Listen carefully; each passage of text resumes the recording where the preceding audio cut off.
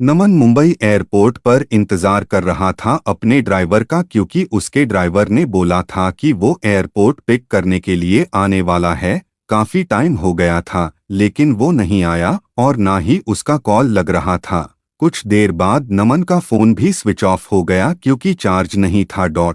इंतजार करते करते बहुत टाइम हो गया था तो नमन ने सोचा कि वो टैक्सी से ही चला जाए। फिर वो अपना सारा सामान लेकर एयरपोर्ट से बाहर निकला और टैक्सी की राह देख रहा था कि कोई आए।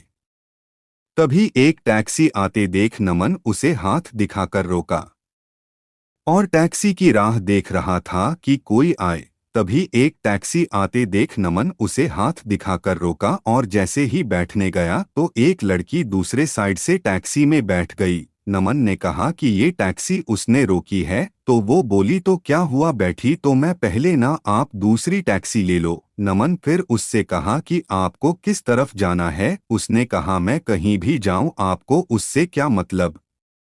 उसका ये सब सुन के नमन को थोड़ा गुस्सा आने लगा।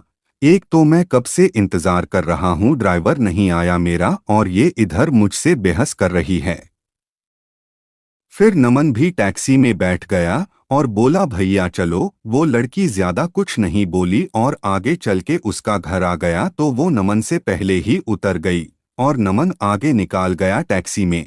फिर जब नमन को प्यास लगा तो वो पानी पीने के लिए पीछे वाले सीट से पानी की बोतल लेने गया तो देखा उधर एक छोटा सा हैंड पर्स था जिसमें एक पैन कार्ड, आधार कार्ड और एक छोटी सी डायरी थी। वो पर्स उस लड़की का था। नमन ने ड्राइवर को बोला कि देखो ये उस लड़की का पर्स इधर छूट गया है, तुम इससे पुलिस स्टेशन में जाके जमा कर देना। फिर वो ड्राइवर बोलने लगा कि नहीं साहब, मैं नहीं पढ़ना चाहता। ये पुलिस के चक्कर में वो 10 सवाल पूछते हैं, बार बार पुलिस स्टेशन बुलाते हैं। मैं ठहरा एक ड्राइवर, दिन भर गाड़ी चला के कुछ पैसे कमाता हूँ। अगर पुलिस स्टेशन के ही चक्कर काटते रह गया तो खाऊंगा क्या।